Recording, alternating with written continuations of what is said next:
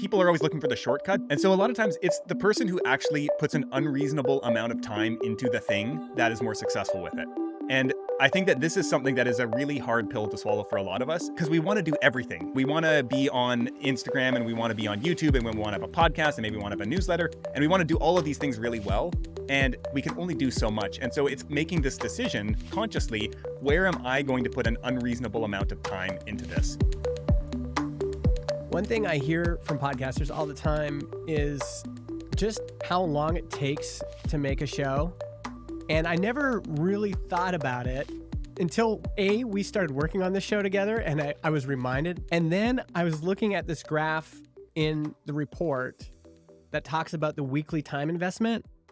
And to see it quantified like this is surprising. It's more hours per week than I would have guessed. And maybe than I would have admitted. So one of the questions I have actually about this data as well, and we'll kind of break down the numbers in a minute, but I suspect actually that these numbers here are underrepresenting the actual amount of time that goes into it. Because I think when I think through my own process with basically creating anything, it is optimistic, let's say. And so I'm like, oh yeah, I spend, 5 hours a week on, doing my newsletter, my podcast or whatever. And really it's like 15 or something. And it's like, where does all this time come from? But there's all this like admin and management and maintenance that is kind of behind the scenes, 5 minutes here, 10 minutes there, that you don't really count. And I suspect that the numbers here are significant, but I think they're actually probably higher. So maybe we should dive into these and break down kind of what we're seeing. And just for some context here, we're again going by the growth rate of the show. So we've broken down the growth rates into 4 categories. There are the top tier high growth shows that grew by 100% or more a year. So they at least doubled their audience size. The next tier down is 21% to 100%. So these were the shows that didn't double in size, but outperformed the median of all shows. And then we've got shows that grew by a little bit, but less than the median, 0 to 20%. And then the 4th category is shows that actually shrunk on a downloads per episode basis. So these are the 4 categories that we've broken down the time investment per week into. So Justin, you want to take us through the numbers here? Yeah. So for the highest growth shows, the total amount of time invested per week was 12.1 hours, but 3.9 of that was marketing and 8.2 was production. Next category down, 9.1 hours and around 7 hours on production, around 2 hours on marketing. Next group down that had 0 to 20% growth. That's about 10 hours a week, about 6.4 on production, 3.6 hours on marketing. And then the low growth shows, 9.5 hours total per week and 6.3 hours on production, 3.2 on marketing. On average, every show is spending about 10 hours a week. Yeah.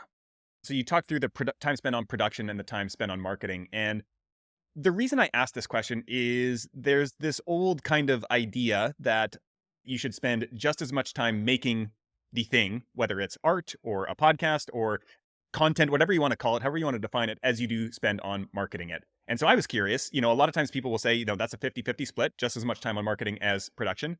I know that I've heard some people in the content marketing space say you should be spending 80% of your time on marketing.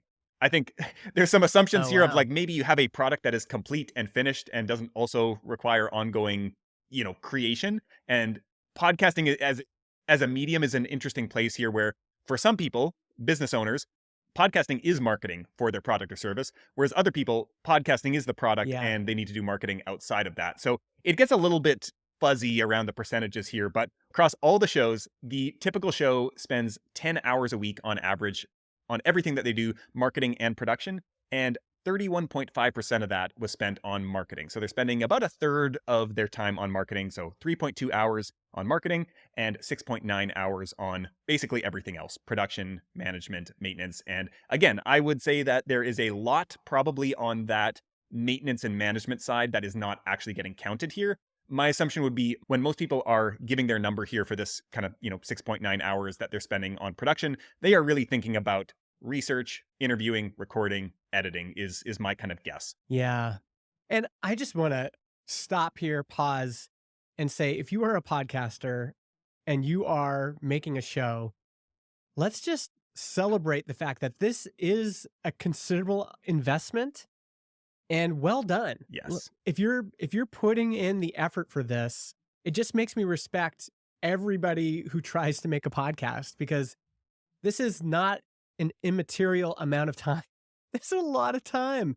And so well done. If you're listening to this and you make a show, my hat is off to you, because this is not for the faint of heart. This is real, like, you got to be in the trenches making this thing that you care about. So that's what really hit me is, wow, this is an investment, and Yep. people are probably underreporting what it actually takes to make a show. Yeah. And of course, this is not counting all the time you spend refreshing your stats page either. So we could add Yes. in probably another couple hours a week in that for most podcasters. Yeah.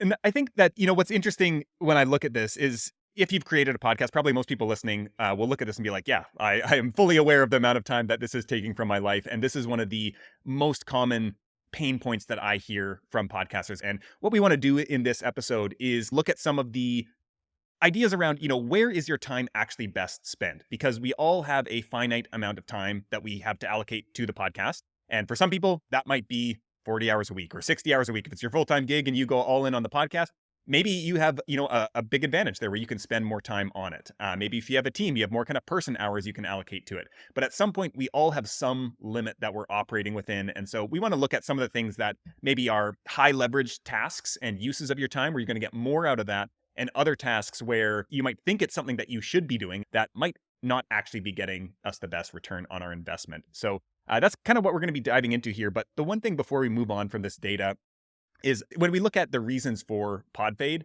I think this is it. I think people going Mm, in have no idea just how much work it takes. And there's all these kind of hidden costs associated with podcasting. And so I think you get into this, you do a few weeks of it, and you're like, wow, this is what I've signed up for. That was not quite what I was anticipating. And you make a decision, mhm. which is probably often the right decision, and say, actually, I don't think I love podcasting as much as this. Yeah. And it brings up other questions that people should consider. Do I really want to do a weekly podcast? Maybe it Hmm. should be every 2 weeks. Maybe it should be monthly. You can use this data to think through, like, am I ready for this investment? I would encourage people to actually time track, like, Yes. actually get one of those time trackers. And every time you do something for the podcast, record it. If you do that, by the way, reach out to us. I'd love to see a weekly breakdown. But it's heavy. And so use this data to inform some of your production decisions. What kind of show do I want to have? Do I want to be doing this every week? And yeah, I'm eager to get into this, because I think there are places where people could be saving their time, energy, and enjoying making the podcast and still getting the same results, or very close results to what they would get, but using less time. Yeah. Before we get into kind of the 80/20 here of maybe allocating your time when it comes to podcasting, is there anything that stood out to you from the different categories of growth that might be worth exploring a little bit? I mean, we talk about how important it is to have a good product, Hmm. and the highest growth shows are spending the greatest proportion of their time on production, significantly more. And so they are investing more of their time in crafting the product, which, again, your number one referral source is going to be Hmm. word of mouth almost with every podcast. And so if you're making a podcast that's so good that people are compelled to share it, then that's a pretty good investment of your time. Yeah, that's the one that stood out to me where the highest growth shows, the shows that doubled in size or greater, they spent the most time overall by 2 more hours a week from the next best. And so the average was 10 hours a week, and the next best was also 10 hours a week on the dot. They were spending 12.1. They also spent the most on production and also the most on marketing, but marketing was actually pretty in line the number of hours per week that they were spending. And so here we look at, like, okay, if they did spend more time marketing a little bit than the average show, but they spent significantly more time, 8.2 hours a week on production versus everything else was basically around 6.5. So they're spending 2 hours a Mm, week more on various production related tasks, not that much more time on marketing, which to me, this was actually a little bit surprising. And so, obviously I teach people marketing, and part of what we teach is around building a great product in the first place. But part of me was thinking, my mhm. bias was towards, I bet the highest growth shows are going to be spending more time on marketing activities. And that just wasn't the case. And so this was both surprising and also kind of like affirming in a way, because the core of my philosophy, as is yours, as we talk about on the show here, is like all great marketing starts with a great product. And no matter how great your marketing Mhm. is, if you have a crappy product, there's nothing that can save you. We've even experienced this ourselves. Our first 2 or 3 episodes, we actually recorded those twice Yeah. each time. We were trying to make the best possible show we could with the amount of time we had. Mhm. It was painful. We finished recording, and then we were like, "Let's record it again," essentially doubling the amount of production time. I think the show was better for it, especially with new shows.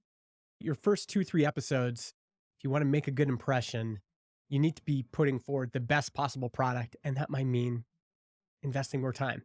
So you just made a good segue into this category here of getting into the 80/20, because a big part of my belief around this is that this actually changes depending on where you are in your kind of journey as a podcaster. That the Mm, highest impact place to spend your time when you're already at, let's say, 10,000 downloads an episode is very different when you're releasing your first 10 episodes. So somebody in their first 10 episodes, where would you recommend they allocate the majority of their time?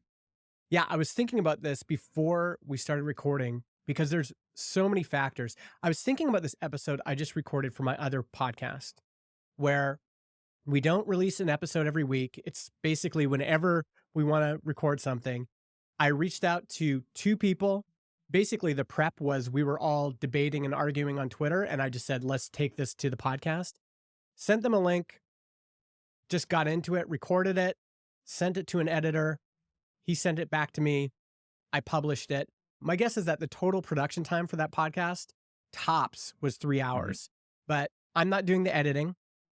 I didn't have to do very much prep because I was already seeped in the topic, Yeah. like, I had been marinating in the topic, and my guests had been marinating in the topic. We also knew each other, we had rapport, they had their equipment set up. It was, like, Yeah. easy, and so much of this depends on not just where you're at with your show, but everything else, all the other layers of who you are and who you are in relation to the audience and the topic. This is what I think about all the time with people starting out is like a lot of people who are podcasters have had previous creative experience, but I think a lot Yeah, of time the people who hit the ground running, they have been doing something that has gotten them to this moment where they are just primed to have success immediately. And part of that is building a network and connections and just understanding content, being a consumer of content and understanding how to fit into that ecosystem that you're creating in. That is a hugely not even undervalued, but people don't even think about that. But that's a huge kind of predicator of success. And so for me, I think a lot of when you're first starting out, you just have to be a student of the platform. You have to listen to other podcasts. You have to just do the work and get your stuff out. And I think when you're in that early stage, I usually tell people you shouldn't really spend any time on marketing. And I can yeah. make the counter argument to that too, because the way to get better at marketing is by trying marketing. But you also have to understand that your skills and your product probably aren't good enough yet for your marketing, no matter how good it is, to be that effective. And so a lot of times early on, I'm like, just get the reps in, just do the work, keep your expectations low, and like hone that craft, study what other people are doing, and don't care too much about the kind of external, download numbers, followers, all that kind of stuff. I mean, also another factor for both of us would be, I mean, already this year, I might have been a guest on at least 10 podcasts.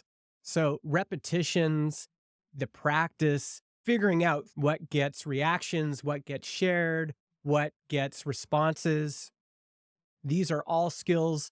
The culmination of all these skills and experiences is what you bring to the table. And so if you're brand new, playing in this space, you're going to need to put in more reps than somebody who has a lot of experience with this kind of stuff. Yeah. So now with my other show, I can just invite somebody and know that they're going to be a good guest.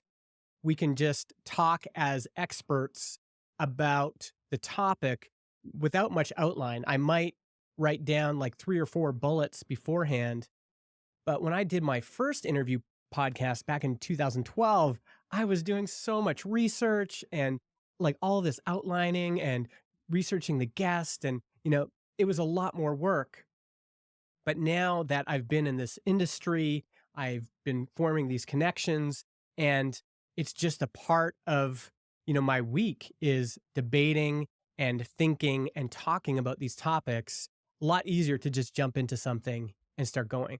But it really depends what stage you're at, what you want out of it. And certainly, if you're brand new, it's going to take you more time than somebody who's been doing it for a long time.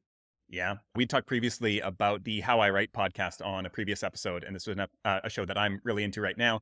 I was talking about it with another friend who also is aware of David Perel, and he was also a big fan of the show, and he was just angry. This friend, Andrew, is not a podcaster, but I was asking him if he'd listened to it, and he's like, man, I'm just so mad listening to it. Like, how does David Perel like come out of the gates and just immediately be this good at this show? Like, what is he doing? What does he have that I don't? And he was kind of like mock angry at it. But actually, he's had a podcast that he did for probably 2 years or 3 years before this, that it's been a couple years since he published it, but he had 2 years and like over 100 episodes, something like that, of interviewing experience. And so that was kind of the training camp for this like next project. And this is something I think about all the time where, we're doing this podcast now. I want it to be successful, whatever that means. I don't really even have an idea. The fact that we're doing it is successful for me, but I'm kind of like, this is a sandbox to get to test out new format, new skills, and we're going to learn so much from doing this. And we already have in, I don't know what we're in, like 9 episodes or something like that, that now the next show that I do, maybe later this year, next year, 10 years, all of these skills are translatable into the next thing. And so for me, I think it's almost clear that there's like two timelines emerging here. There's where are you at with your show in particular, and then where are you as a creative? And we could add on a third, where are you as a human? It probably factors into that as well. What's going on in your life Yeah. right now outside your creative work? That plays a huge role in how much time you can allocate to the show, and how much kind of just mental and creative attention and energy you can give to it. So I think that it's going to be very different for everybody based on those factors. But I think one of the things that I would say, based on, let's just take the kind of creative journey and the podcast journey. I think if you're early on in your creative journey, you want to spend a lot of time just getting your reps in, studying, not worrying about perfection, like trying to make a good show, but not getting too hung up on that you're not hitting publish. I think on the Hmm. podcasting track side of things, maybe you already have some experience. And I think this is true even if you have a lot of experience as a creator and even a podcaster. I think the first number of episodes, maybe 10 to 15 episodes, depending on what the show is, it feels to me like most shows don't really find their footing and lock in their format until you get a number of episodes under your belt. In any show, this is where you want to spend a lot of time early on, is trying to figure out, like, try things out and experiment and find out, like, what is the actual like soul of the show to some extent. And the only way to get there is to try different things and see how it works. And a lot of times it's some random thing that just occurs and you're like, hey, that felt really good. Like, let's do more of that and we'll lean into that in the future. And so I think early on the podcast side of things, no matter your level of experience, it takes some time and some reps to unlock the show, what it has the potential to be. Even this show, we often will re-listen to episodes and we can hear it. It's like, oh, we're over explaining, where Hmm. our transitions aren't working. And we will send notes to each other of like, okay, I feel like we're getting bogged down here and we Hmm. need to try to improve on that gradually. The other thing I thought of is you and I had all this practice talking about this topic just informally, Yeah. at Podcast Movement. We did a few YouTube lives together. We've had practice just interacting together. But even with all that practice, it still took us a while to find our groove once we got on the microphones together. Hmm. And that's why we were willing to re-record those first episodes, I think, because it was like, oh, we just need more practice. We need more just getting in the groove, figuring out what works for us. Yeah. And this is one opportunity, whether it's production or marketing or whatever, is especially in the beginning to view all of the opportunities for practice. If you have a show about politics, one simple way to practice is to talk about politics around the dinner table, talk about politics at the coffee shop. There are places you can start employing that skill of, can I discuss this topic in a free form, free flowing way without getting too bogged down and making it compelling, making it succinct, all the things that matter. You can put in the reps in all the different places of your life. And this is also true even when you have been doing it for a while. Obviously, neither of us are experts on that yet, but these are some of the things that you want to be spending your time on, getting better on, being cognizant, being mindful of. And I would be investing more time in the kind of practice than maybe, spending tons of time on Twitter marketing the show or something. It's better to put work into the product, into the practice, than there's some places you could definitely waste your time that don't matter. Yeah. Okay, so I think we've covered the early stage there quite a bit when you're still in kind of like figuring out the show, figuring out your own skills, how you kind of fit into it. Let's maybe move on to the show that has traction and Mm, now they have the same, let's say just 10 hours a week, and they're looking to now make the most of that. So a show that we've got a proven concept to some extent, it's going to take some time to produce it, but they've kind of figured it out and they've got some baseline level of skills. What are some of the things that you think are most valuable uses of time for somebody with a proven show? yeah, I think once you have something that's working, something that listeners are responding to, something they like, I would switch to more experiments.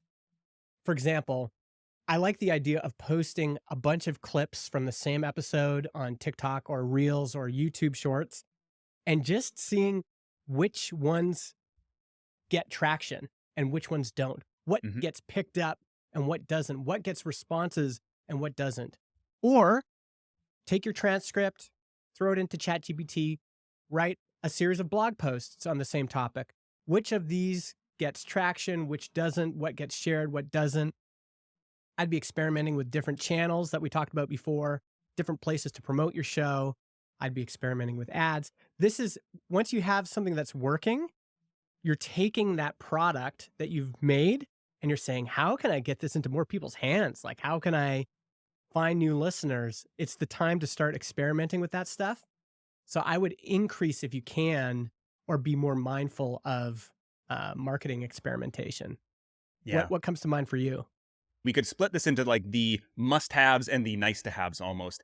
And I think I would still be really focused on the quality of the show. I think that's something that at some point you feel like you got a solid show and you may allocate less time to it actually. And sometimes it's like, actually, it still could be better and you would still be better served spending your time there. So I think that Mm, that is still something that is worth not taking your eye off the ball. But outside of that, I almost feel like beating a dead horse here a little bit, but I think integrating yourself into a community and just being where your people are. And one of the things that I see people go wrong with this a lot is they want to create their own community, which there's value to this and there's a time and a place for it. But I think until you're at the point where you have thousands of listeners and a pretty decent size following where it might actually make sense to cordon off a section of your most dedicated fans, few hundred people in some kind of, WhatsApp group or a Slack channel or a Facebook group or what have you. I think generally you're better served just being active in the place where your people are already hanging out. And that actually gives you exposure to new listeners while also giving you an opportunity to hone your, messaging and delivery at how you talk about the show on a regular basis with people who are not familiar with you already.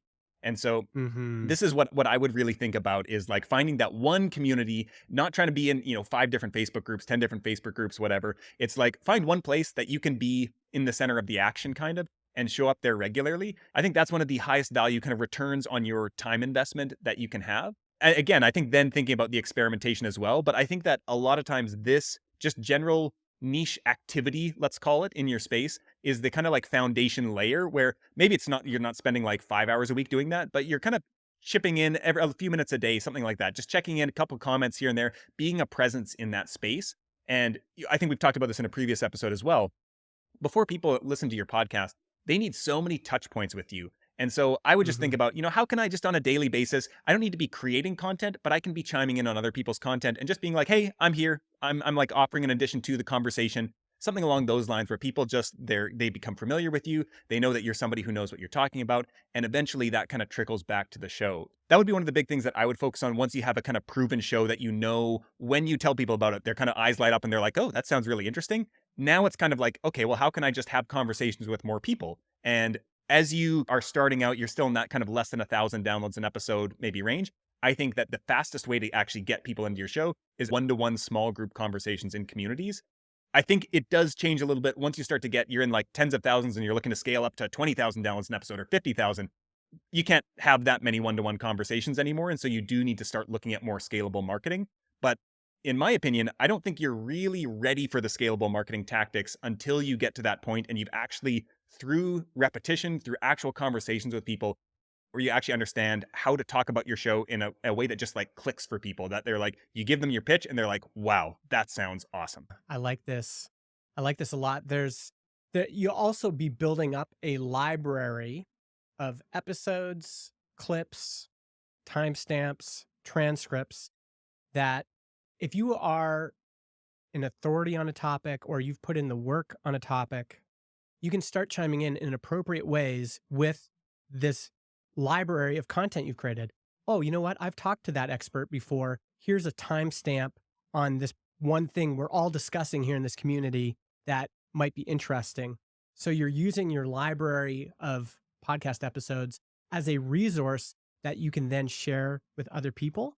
And that is a part of this marketing, part of the discovering what works, what's shareable, what's not, and what people respond to. And as people see you as a resource, an expert, a linchpin for a particular community, they're going to start to seek you out. They're going to want to know, I want to hear more from this person on this topic. Yeah. And I'll give you my trick for this, that I started doing this maybe a year or two ago, and it has been something I don't think I've ever actually told anyone about this. But what I do when I am commenting on social media or in another community or something like that, a lot of times there'll be a question that I'm like, oh, this is a really great question. And I don't actually have any content on this yet. I'll actually use that comment section to start my first draft of the blog post or the podcast episode or whatever it is. And so I'll actually write sometimes 300 words because I'm like, I'm going to put this time in anyway. And I'm going to actually Yeah. look really good when I give this really thorough, detailed answer in response to this person's question. And a lot of times people are like, whoa, this was so helpful, because it's more than what people expect from a comment section. But I know, like, Hmm. I'm going to put the work in now instead of putting it in, next Tuesday when I'm writing the blog post on the topic. And now I already have my head start. And so what I do is I treat it that way, and then I just copy and paste that into a document where I just keep all my like ideas, and I'll kind of title it like, okay, in this community, this person asked this question. And so now I've got like, okay, this is a question that I could maybe explore more. And already here's my answer. And the other thing that happens is a lot of times the same questions come up again and again. And so now I've kind of got this swipe file that I can say, okay, here's my thorough answer to this. And I can just change the details in here and customize it to this person's situation as well. So this is another way where I think a lot of times we don't be as helpful as we could be on social media when we're chiming into these conversations, because it feels like, oh man, am I really going to spend 15 minutes writing out a comment and an answer to a question on Twitter? And it's like, well, I was going to spend that 15 minutes writing the blog post, and it's the same. It's all written content. I might as well just do that now and win a new fan a lot of times in the process. Yeah, if people could see the Slack channel that you and I are in, whenever we stumble on an interesting tweet, an interesting Reddit thread, we are throwing that into the channel, discussing it, and kind of mining that as a potential topic for the future. Yeah. So we've talked a little bit about where should we be spending the time. And to be honest, I think most of the high value time expenditures outside of actually networking and creating the show they're pretty boring things. There's no like big breakthrough here where it's like, oh, if you just spent 2 hours a week doing this, you'd be wildly successful. I think there's a lot of small optimizations, a lot of times where you're just like making those investments in being a regular kind of contributor to a community. That's the stuff that has the biggest impact over time. Now, I think on the flip side, is a lot more to be gained from optimizing the things that you are not doing. And so if we look at this 80-20, we've got this like, okay, the 20% of things that gets 80% of the results. What's the other 80% of things that people are doing that maybe they are working to some extent? Like there is some positive value that comes out of it, but it's not really worth the time investment that goes into it. I know I've got a couple things on my mind, but I'm curious if anything comes to mind for you where people are kind of spending too much time for the results that that activity generates. I mean, show notes is one. You can always get better at making show notes, and I've fallen into this as well, but they're not as important as people Mhm. think they are. We've talked about this before as well, but spreading yourself too thin across too many platforms. So you're spending an enormous amount of time, Yeah. especially on social platforms that are designed to suck you in. Mhm. So it's like, oh, I'm just going to go over here and promote the podcast on Twitter. And then the next thing you know, you've spent 3 hours wasting your time scrolling and going to other things, getting distracted. I mean, those are two big ones for myself. What's on your list? Yeah, show notes is the one that I always people obsess about this, and I think it's because it's a thing need to have to some extent. Like, it doesn't make sense. Like, you go into your podcast hosting platform, you're not just going to leave the show notes blank entirely. But my suspicion is that podcast agencies and managers and producers sell their clients on the value of SEO optimized show notes, quote unquote, without Mm-hmm. really knowing what that means, not being SEO experts Yeah. themselves, as a kind of like value added, like, look at this fancy thing that you're going to get, which I get. I've been a service provider and I've run a podcast agency, and clients ask about that kind of stuff. And so you're like, yeah, we'll do our best to SEO optimize your show notes. But personally, I have no evidence, and I've never talked to an actual SEO expert who said, yeah, going all in on podcast show notes, like you're going to hit page one with that. I think if anything, it's going to be based on the guest. And probably if they're a famous guest, your show is probably not ending up on page one ahead of all of their own stuff. So I'm a skeptic in regards to show notes. And a lot of times, like when I work with people, we'll actually do a time tracking assessment. And I'll say, okay, for the next 2 weeks, track all the time you spend on your podcast. And a lot of times you look at the things like the show notes, the content repurposing, these types of things take up this huge amount of time. And I'll be like, okay, our first job here is to just stop doing all of that or take it down to the absolute bare minimum, because maybe we do want to bring this stuff back in a better version in the future. But right now, like, we've kind of got bigger fish to fry, and these maintenance tasks that you've kind of taken on and now have this ongoing cost associated with them, they're actually detracting from the time that you could be spending on updating your show concept in some way or working on the actual craft of the show that is actually going to have more positive impact than simply putting out the show notes. The test for me is like, go look at your analytics, and that will tell you everything you need to know about the value of investing time into your show notes. The other one that just came up in my mind is editing clips, like Yes. producing clips. Hmm. I I have spent so much time on this, and there's all these labor saving tools out there like with AI that are supposed to automatically generate clips for you. And even those I find time consuming to use, to Yes. find like to go in and actually clip the right spot, to make sure that they're, and then to export them, and then you wait for them to export, and then the exporting's done, and then you come back to it, and then you go to the different platforms and post it. It can take so much time. And for most shows, it's probably not worth doing that. It would be better if you have hired an editor to say, hey, if you find something in here that you think is just a great 30-second clip, could you just at that moment while you're editing it, export that clip for us, and then give us a video that we're going to upload to YouTube, and then you give us a short clip that we can share. And that's one place you can save time instead of you going back into the episode and going, okay, I'm going to find all these clips. And I haven't found an efficient workflow for generating clips, even with all the crazy tools that are out there. I'm sure there's going to be tons of podcast clipping people that will contact me now, but it just takes time. It takes time, and it can take a lot of time if you're not careful. Yeah, I'm really glad you brought this up. And I think that this segues into the last kind of main topic that I wanted to talk about here on the aspect of where do you allocate your time. And I was having a conversation with somebody earlier today about clip repurposing and AI tools. And you might get this temporary advantage by getting this AI clip tool that now allows you to get your clips out on all these different platforms. But to really take off, part of what's going on here is that you stand out. And if everybody's using the same AI software, nobody's clips are actually standing out. And so one of the things with so much of marketing is that people are always looking for the shortcut. And so a lot of times it's the person who actually puts an unreasonable amount of time into the thing that is more successful with it.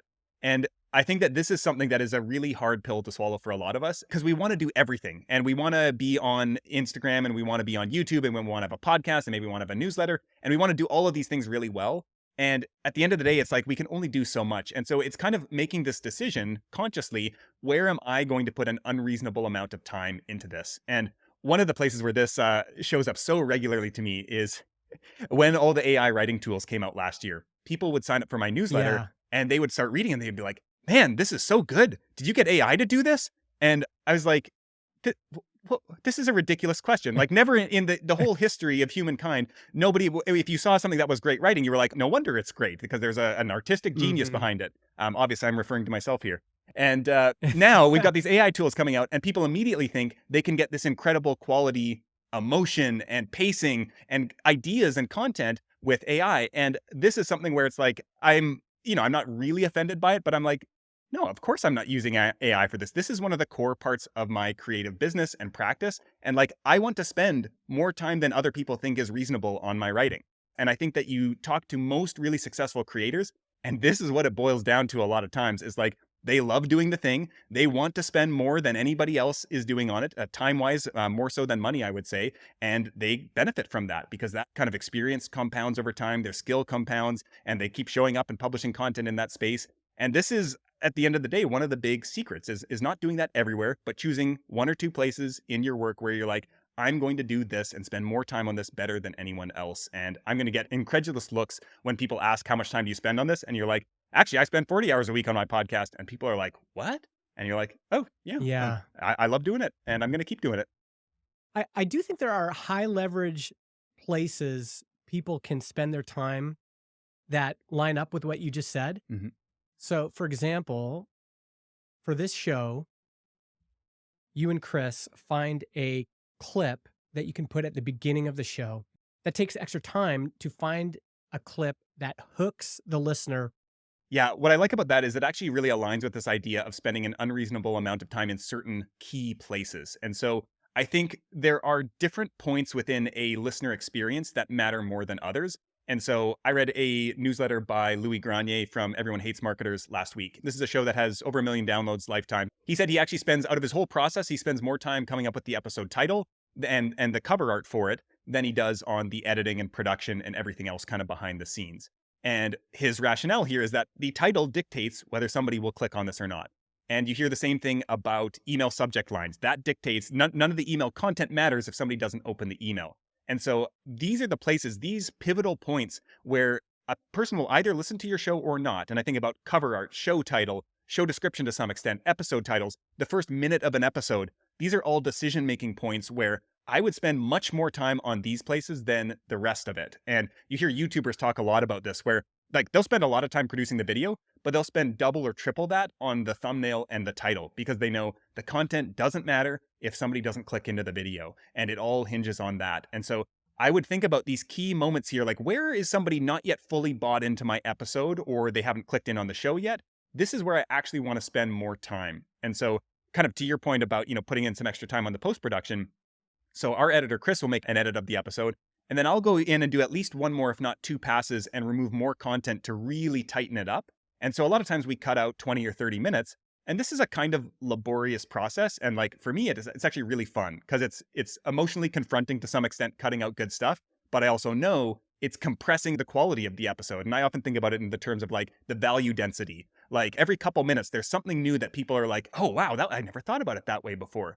And so this is one of those behind the scene things where it's like, probably the full conversation was great, but spending an extra hour actually removing content makes the listener experience of that episode. They were going to maybe click play anyways, but now they're like, wow, that was so good. I'm definitely coming back for the next episode. So I think it's finding Mm. these areas in your process, whether it's post-production or marketing, which I would say, episode titling and thumbnails are 100% marketing, that are really going to have an outsized impact on people's decision whether to click through or keep listening, and really spend more time than other people might do on those.